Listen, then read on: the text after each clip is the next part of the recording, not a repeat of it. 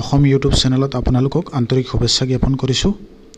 সৰ্বপ্ৰথমে সকলো অসমবাসী ৰাইজলৈ নৱবৰ্ষৰ শুভেচ্ছা জ্ঞাপন কৰিলোঁ আৰু অইলেছ অসম ইউটিউব চেনেলৰ সকলো ভিউৱাৰ্ছসকললৈও নৱবৰ্ষৰ শুভেচ্ছা জ্ঞাপন কৰিলোঁ।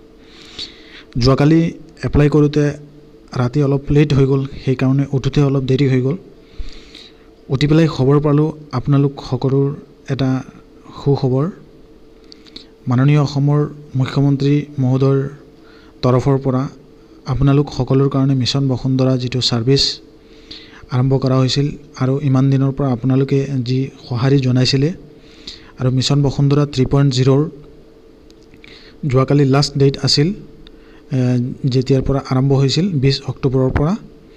আৰু অলপ আগত গম পালোঁ স্ক্ৰীণত আপোনালোকে প্ৰত্যক্ষ কৰিব পাৰিছে এখন নটিফিকেশ্যন,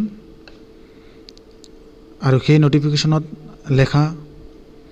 লিখা আছে যে আপোনালোকৰ মিছন বসুন্ধৰাৰ ডেট এক্সটেনশ্যন হৈছে।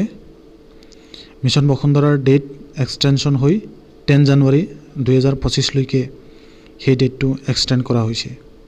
গতিকে যিবিলাক ৰাইজে যোৱাকালি এপ্লাই কৰিব পৰা নাই বা ইমান দিনৰ পৰা এপ্লাই কৰিব পৰা নাই, যাৰ এপ্লাই বাকী আছিল, মিছন বসুন্ধৰাৰ 3.0ৰ ছাৰ্ভিচ আপোনালোকে এপ্লাই কৰিব পৰা নাই বা যিবিলাক মিছন বসুন্ধৰাৰ 2.0ৰ এপ্লিকেশ্যন ৰিভিউ কৰিব পৰা নাই, সেই সুবিধাটো আৰু 10 দিনৰ কাৰণে দিয়া হৈছে।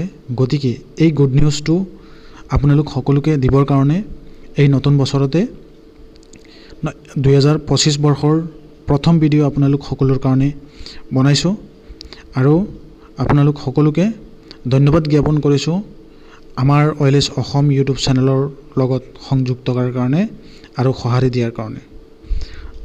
এতিয়া মোক আপোনালোকে এই ভিডিঅ'ৰ তলত কমেণ্ট কৰিব পাৰিব আৰু ফাৰ্ষ্ট কমেণ্ট কৰা জনলৈ আমাৰ অইলেছ অসম ইউটিউব চেনেলৰ তৰফৰ পৰা স্পেচিয়েলি এটা ব্ৰডকাষ্ট কৰিম লাইভত তেওঁৰ লগত আৰু কথা বতৰা পাতিম।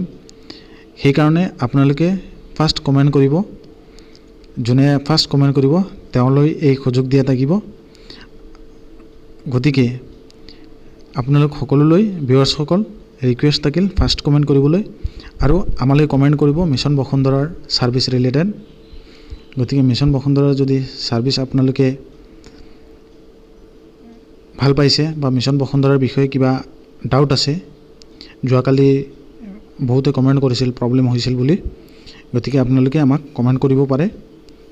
সকলোকে ৰিকুৱেষ্ট জনালোঁ, যদি কিবা অনলাইন কৰাৰ হেল্পৰ কাৰণে হেল্প লাগে আমালৈ কমেণ্ট কৰিব। ধন্যবাদ। জয় আই অসম।